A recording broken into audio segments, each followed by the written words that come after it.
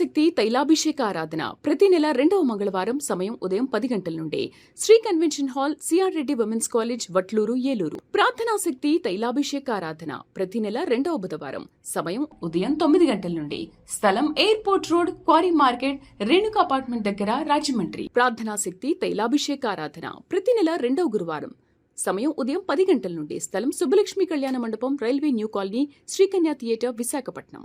ప్రార్థనా శక్తి తైలాభిషేక ఆరాధన ప్రతి నెల 2వ శుక్రవారం సమయం ఉదయం 10 గంటల నుండి స్థలం కాపు కళ్యాణ మండపం, ఎన్ఎఫ్సిఎల్ రోడ్, ఆర్టీఓ ఆఫీస్ పక్కన, ఆర్ఆర్ నగర్, కాకినాడ. ప్రార్థనా శక్తి తైలాభిషేక ఆదివారపు ఆరాధన సమయం ఉదయం 8:30 గంటల నుండి స్థలం వైస్రాయ్ గార్డెన్స్, జుబ్లీ బస్టాండ్ ఎదురుగా, సికింద్రాబాద్. ప్రార్థనా శక్తి తైలాభిషేక ఆరాధన మార్చి 17 మంగళవారం సమయం ఉదయం 10 గంటల నుండి స్థలం మాధవి కన్వెన్షన్ హాల్, రాయచోటి వెళ్లి రోడ్, ఆర్టీఓ ఆఫీస్ ఎదురుగా, కడప. ప్రార్థనా శక్తి తైలాభిషేక ఆరాధన మార్చి 18 బుధవారం సమయం ఉదయం 10 గంటలకు స్థలం Shiva garden function hall, Mahanandi road, Nandyal. ప్రార్థనా శక్తి తైలాభిషేక ఆరాధన మార్చి 19 గురువారం సమయం ఉదయం 10 గంటల నుండి స్థలం A1 convention hall, old Guntur road, Ongole. ప్రార్థనా శక్తి తైలాభిషేక ఆరాధన మార్చి 20 శుక్రవారం మొదటి ఆరాధన ఉదయం 7 గంటల నుండి, రెండవ ఆరాధన ఉదయం 10 గంటల నుండి స్థలం సీతారాం టౌన్షిప్ ఎదురుగా, housing board colony, Nallapadu road, Guntur.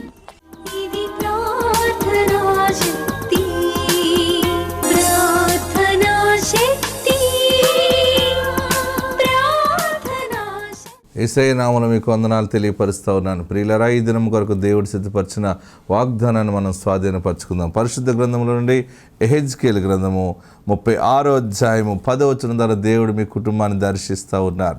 యెహెజ్కేలు గ్రంథంలో చూడండి, 36వ అధ్యాయం 10వ వచనంలో 3వ లైన్ అండర్లైన్ చేసుకోండి. నా పట్టణములకు నివాసులు వత్తురు, పాడైపోయిన పట్టణములు మరలా కట్టబడును. దేవుని నామానికి మహిమ కలుగును గాక. యెహెజ్కేల్లో 36వ అధ్యాయము 10వ వచనంలో 3వ లైన్, పాడైపోయిన పట్టణములు మరలా కట్టబడును. ఈ దినాన్ని దేవుడు మీకు ఇస్తున్న గొప్ప మాట ఏంటంటే, పాడైన పట్టణము అంటే నీ జీవితము, నీ కుటుంబము మరలా దేవుడు కడుతున్నాడు. అంటే మరలా నేను నిలబడతానా? విడిచిపెట్టిన భర్త మళ్ళీ నన్ను ప్రేమిస్తాడా? లేకపోతే నాకు దూరం అయిపోయిన భార్య నాకు దగ్గర అవుతుందా? లేకపోతే నా పిల్లలు, నేను అందరూ కూడా ఇలాగ అయిపోయాం, చెట్టుకొక్కరు పుట్టుకొక్కరి కింద అయిపోయాం. దేవా, మా జీవితంలో ఇలాంటి శాపం ఎందుకు వచ్చిందని అడుగుతున్నావు కదా.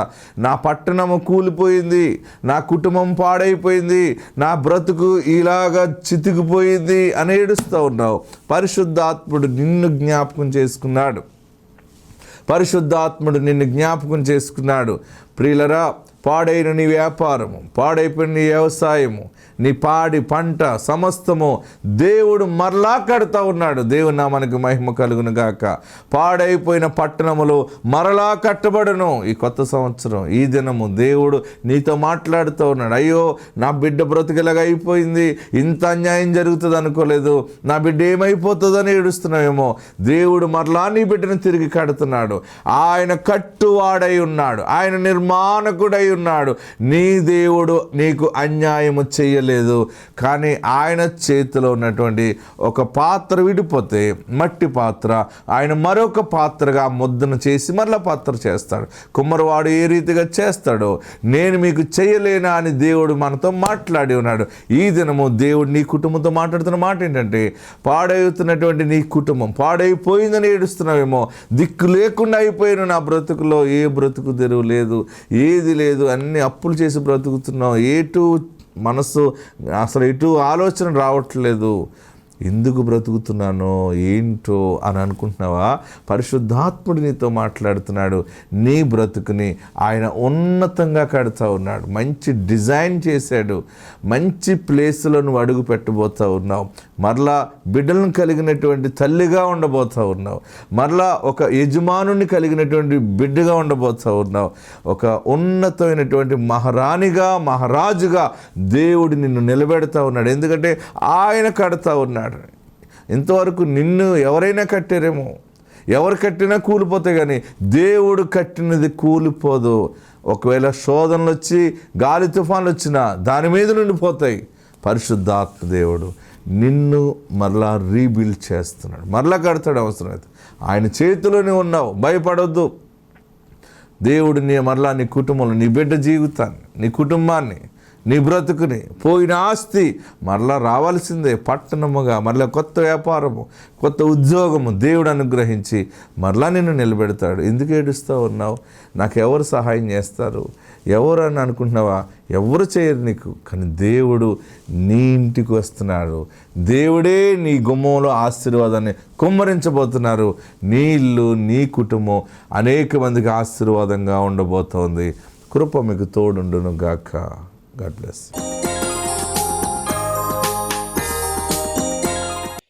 వాక్య భాగంలోకి వెళ్దాం. దేవుని సన్నిధానంలో దేవుడు చక్కని మాటను మనకు బయలుపరుస్తూ ఉన్నారు. న్యాయాధిపతుల గ్రంథము 7వ అధ్యాయము 9వ వచనము 10వ వచనాన్ని మనం ధ్యానం చేసుకుందాం. అందరూ బైబిల్ ఉన్నవారు తెరవండి. Judges chapter 7 verse 9, 10, 11. ఆ రాత్రి యెహోవా, అందరూ చూడండి, ఆ రాత్రి యెహోవా అతనితో ఇట్లా నేను నీవు లేచి దండు దండు మీదకి పొమ్ము, నీ చేతికి దానిని అప్పగించేదను. పోవుటకు నీకు భయమైన ఎడల. మరలా చదువమ్మ మాట. అందరూ ఈ మాట అందరూ చెప్పండి. ఆ రాత్రి, నాతో చెప్పండి. ఆ రాత్రి యెహోవా, గట్టిగా చెప్పాలి. యెహోవా అతనితో ఇట్లా నేను, నీవు లేచి దండు మీదకి పొమ్ము, నీ చేతికి దాన్ని అప్పగించదు. ఈరోజు ఈ శుభవార్త చెప్పమన్నాడు ఆయన మీకు. మీ శత్రువులను దేవుడు మీ చేతికి అప్పగిస్తాడు. ఏ పెద్ద సమస్య ఉందో అది నీ చేతికి వస్తుంది, నువ్వు దాని మీదకి పోవాలంతే. ఆమెనండి, ఆమెనండి. చదవండి. ఆ రాత్రి యెహోవా అతనితో ఇట్లా నేను, నీవు లేచి దండు మీదికి పొమ్ము, నీ చేతికి దానిని అప్పగించెదను. పోవుటకు నీకు భయమైన ఎడల నీ పనివాడైన పూరాతో కూడా దండుకు దిగిపొమ్ము. వారు చెప్పుకొనుచున్న దానిని విన్న తరువాత నీవు ఆ దండులోనికి దిగిపోవుటకు నీ చేతులు బలపరచబడునని చెప్పగా, అతడును అతని పనివాడైన పూరాయును ఆ దండులోనున్న సన్నద్ధుల యొద్దకు పోయిరి. మిద్యానీయులను అమాలేకీయులను తూర్పువారును లెక్కకు మిడతల వలె, చూడండి, లెక్కకు మిడతల వలె ఆ మైదానములో పరుండి ఉండెను. వారి ఒంటెలు సముద్ర తీరమందలి ఇసుక రేణువుల వలె, ఇసుక రేణుల వలె లెక్కలేనివై ఉండెను. ఆగండి. శత్రు గ్రూపులు ఎన్ని ఉన్నాయి ఇక్కడ? మొదటిది మిద్యానీయులు, రెండవది నోట్ చేసుకోండి, మీకు అంత అర్థం అవుతుందని మళ్ళీ చెప్తున్నాను. శత్రువుల గ్రూప్ ఒకటి మిద్యానీయులు, రెండవది అమాలేకీయులు, మూడవది తూర్పువారు. ముగ్గురు చాలా ప్రమాదకరమైన మనస్తత్వం కలిగిన వారు. వీరు ఎలాంటి వారంటే భయంకరమైనటువంటి పిచ్చి మనుషులు అనమాట. పిచ్చివాడి చేతికి రాయిస్తే ఏం చేస్తాడో మనకు తెలుసు కదా. మిద్యానీయులు అలాంటి మెంటల్ సమాజం అది.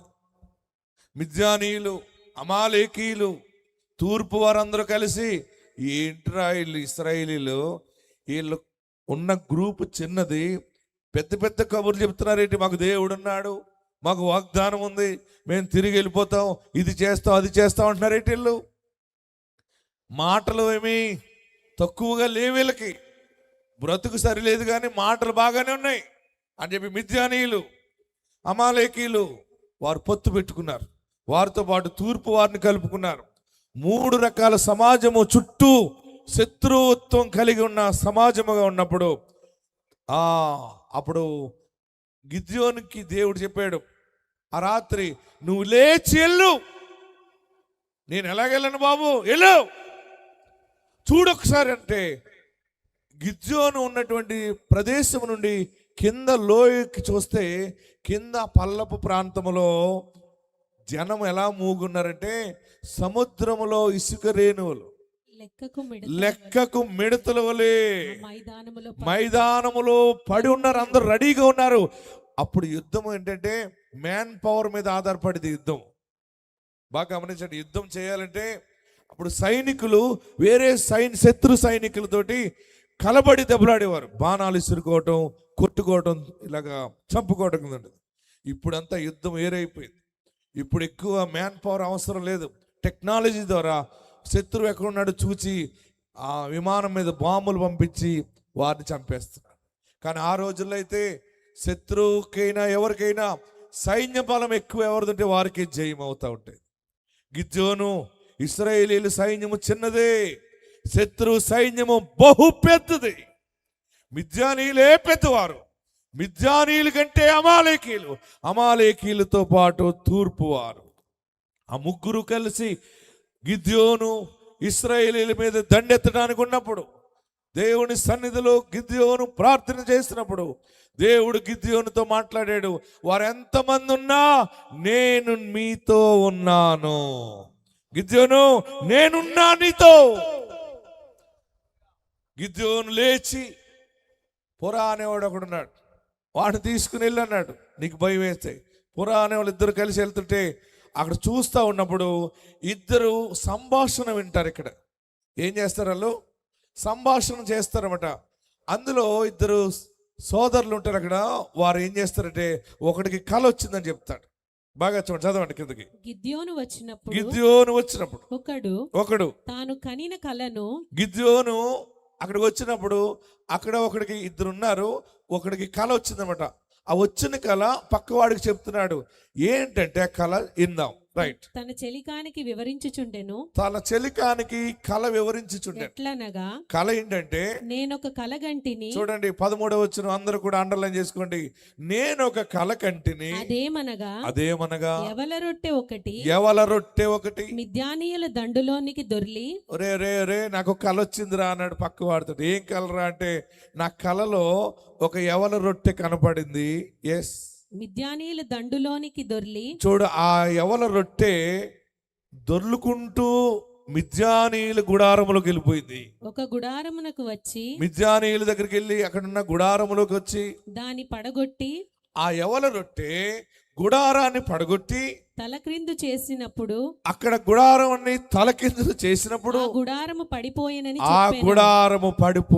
చెప్పాను. అందుకు వాని చెలికాడు. చూడండి, కళ బాగా గుర్తుపెట్టుకోండి. నేను మళ్ళీ నెల అడుగుతాను, చెప్పాలి మీరు. ఓకే, చెలికాడి కళ అని రాసుకోండి. ఏం కళ ఇది? చెలికాడు కళ. చాలా మందికి కళలు వస్తాయి. మొన్న ఒక ఆమె అంది, పాస్టర్ నాకు పెళ్ళి అయినట్టు కళ వచ్చిందంటే. ఏం ఫోన్లో పెళ్ళి అయిపోద్దులే, ఎలాగున్నాడు పెళ్ళి కొడుకు అన్నాను. అదే గమనిద్దాం అనుకునేటప్పుడు మెలకు వచ్చేసిందండి. అంత అయ్యో, పెళ్లి కొడుకు ఎలాగుంటాడు, పెళ్లి కొడుకు లాగా ఉన్నాడండి. నేను బండి ఎక్కి కూర్చుందాం అనేటప్పటికి మెలకు వచ్చేసి. చాలా మందికి పెళ్ళి అయినట్టు కళ వస్తుంది. వస్తాయా? గట్టిగా చెప్పరే. కానీ ఇక్కడ చెలికాడు కళ గురించి మీకు చెప్తున్నాను. చెలికాడికి ఒక కళ వచ్చింది. వాడు పక్కోడికి చెప్తున్నాడు, రే నాకు ఒక కళ వచ్చింది. ఆ కళలో యవల రొట్టె కనపడింది. యవల రొట్టె అంటే చపాతీ లాగా ఉంటుంది, జొన్న రొట్టెలాగా. మీకు తెలుసు కదా యవల రొట్టె, జొన్న రొట్టెలాగా. యవల రొట్టె ఒకటి అప్పము, చేయబడిన అప్పము లేచి అది దొర్లుకుంటూ మిద్యానీయులున్న ప్రాంతంలోకి వెళ్ళి మిద్యానీయులున్న గుడారములోకి వెళ్ళిపోయింది. ఆ గుడారములోకి యవల రొట్టె వెళ్ళిన తర్వాత ఆ గుడారం అంతా కూడా తలకిందులైపోయింది. తలకిందులైపోయాక గుడారము పడిపోయింది అని చెప్పాడు. చాలా విచిత్రమైన కాలైతే. అప్పుడు ఆ పక్కవాడు అన్నాడు, ఇంకేమైనా వచ్చింది అన్నాడు. అంతే వచ్చింది, గుడారం పడిపోయింది. ఒక యవల రొట్టె శత్రువు ఇంటికి వెళ్ళి వారి గుడారాన్ని తలకిందులు చేసి గుడారాన్ని పడగొడుతుందా అని వారిద్దరూ డౌట్ వ్యక్తపరుచుకుంటున్నారు. అప్పుడు అంటాడు, చెలికాడికి వచ్చిన ఈ దర్శనము, ఆ పక్కన ఉన్న చెలికాడు అంటాడు, రే ఏంటో చెప్పనా కళ అన్నాడు. చెప్పరా అన్నాడు. అప్పుడు చెప్తున్నమాట, చదవండి. అందుకు వాని చెలికాడు, అందుకు వాని చెలికాడు. అది ఇశ్రాయేలీయుడైన, చూడండి 14 వచ్చిన, అందుకు వాని చెలికాడు అది ఇశ్రాయేలీయుడైన యోవాషు కుమారుడగు గిద్యోను ఖడ్గమే గాని మరేమీ కాదు. దేవుడు మిద్యానీయులను ఈ దండంతను అతని చేతికి అప్పగింపబోవు చున్నాడని చెప్పాను. గట్టిగా హల్లెలూయా చెప్పండి. ఇంకా గట్టిగా చెప్పాలి. వాక్యం అర్థమైన వాళ్ళు చెప్పండి. ఎవల రొట్టె కళ, చెలికాడు కళ. మళ్ళీ నేను అడుగుతాను, చెప్పాలి, రాసుకోండి. ఎవల రొట్టె వెళ్ళి శత్రు ఇంటికి వెళ్ళి శత్రు మూకందరూ ఉన్న గుడారములకు వెళ్ళి ఆ గుడారమును తలకిందులు చేసి గుడారమును పడగొట్టిన కళ ఏంటంటే, పక్కవాడు చెప్తున్నాడు, రే ఆ దర్శనం ఏంటనుకుంటున్నావు? ఇశ్రాయేలీయుడైన యోవాషు కుమారుడగు గిద్యోనే ఆ యవల రొట్టె. ఆమేన్. ఆ యవల రొట్టె గిద్యోను ఖడ్గమే గాని మరేమీ కాదు. గిద్యోను అనే ఖడ్గమది. హల్లెలూయా చెప్పాలి. యవల రొట్టె ఎవరు అనుకుంటున్నావురా? దేవుడు ఏర్పరచుకున్నవాడు రా యవల రొట్టె. చూడటానికి అల్పముగా ఉండొచ్చు, చాలా బలహీనముగా ఉండొచ్చు, అది రొట్టె అనుకోవచ్చు, కానీ ఆ రొట్టె కాదది, గిద్యోను ఆ రొట్టె. ఆమేన్. అక్కడ ఏమన్నాడు? అది గిద్యోను ఖడ్గమే గాని మరేమీ కాదు. ఆమేన్. అందరు చెప్పాలి. గిద్యోను, గట్టిగా మాట్లాడండి. గిద్యోను ఖడ్గమే గాని మరేమీ కాదది.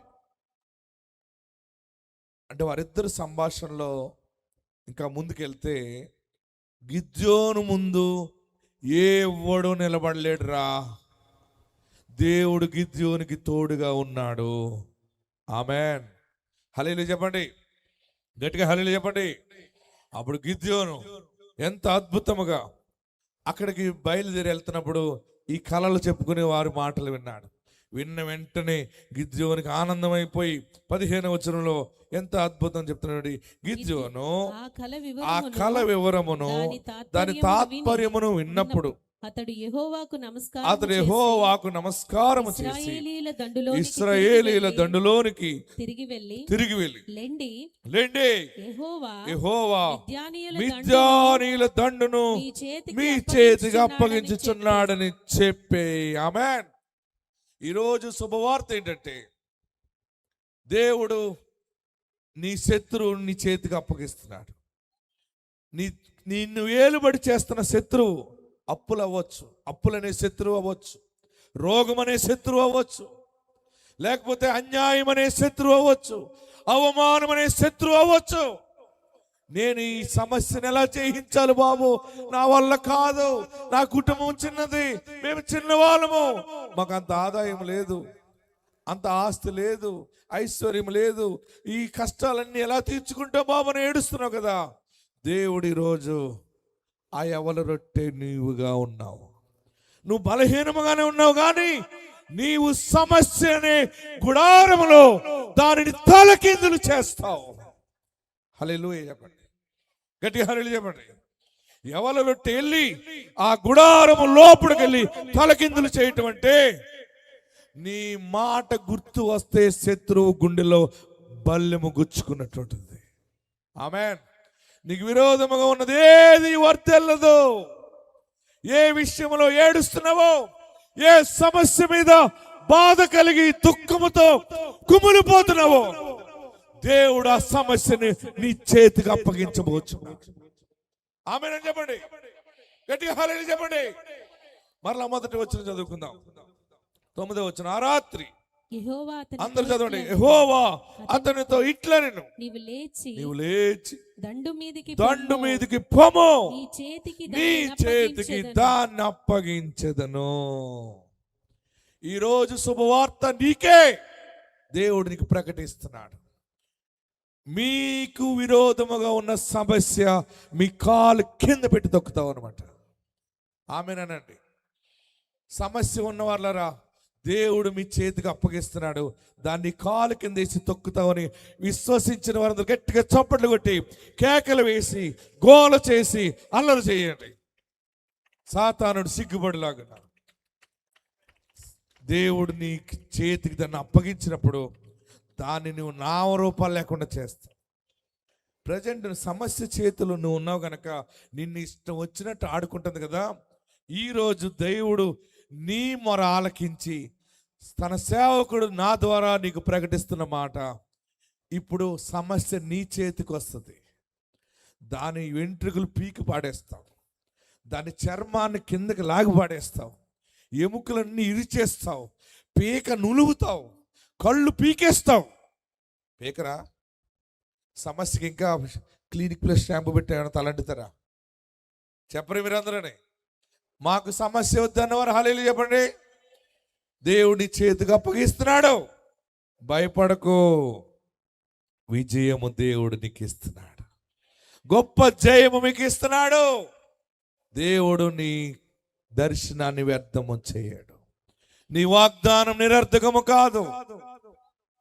ఎంత పెద్ద దరిద్రము నీ మీదకి వస్తున్నా ఈరోజు దేవుడు 100% నీకు విజయము కలగజేస్తున్నాడు.